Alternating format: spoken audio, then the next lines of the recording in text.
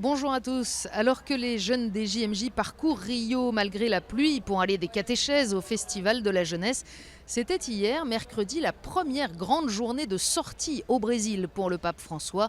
Et quelle journée! Le matin, il s'est rendu au sanctuaire Notre-Dame d'Aparecida, à quelques 240 km au nord de Rio.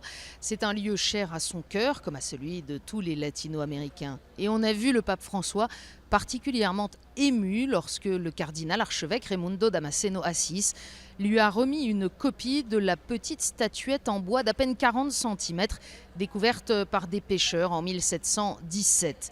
Dans une vibrante homélie au cours de la messe, le pape François a invité à garder l'espérance, à se laisser surprendre par Dieu et à vivre dans la joie.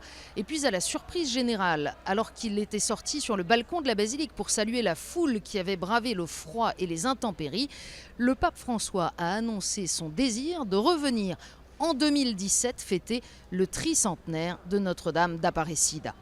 L'autre grand rendez-vous de la journée, c'était en fin d'après-midi. Le pape est allé inaugurer un pôle consacré au traitement des toxicomanes à l'hôpital Saint-François d'Assise. Et là, il a dénoncé les marchands de mort, mais aussi l'idée de la libéralisation des drogues en discussion dans plusieurs pays. Pour le pape, c'est aux causes qu'il faut s'attaquer en créant une société plus juste et en sachant tendre la main à ceux qui sont dans la difficulté.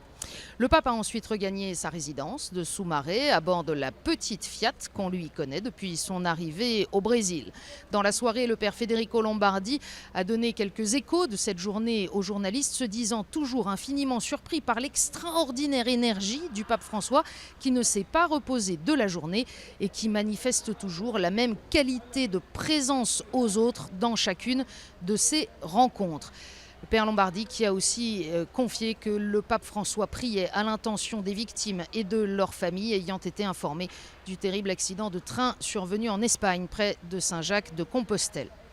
Au programme de ce jeudi, à nouveau une journée chargée pour le pape François. Ce matin, il rendra visite aux habitants d'une favela.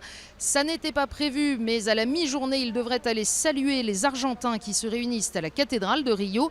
Et puis cet après-midi, sur la plage de Copacabana, ce sera le premier grand rendez-vous du pape François avec les jeunes des 5 continents.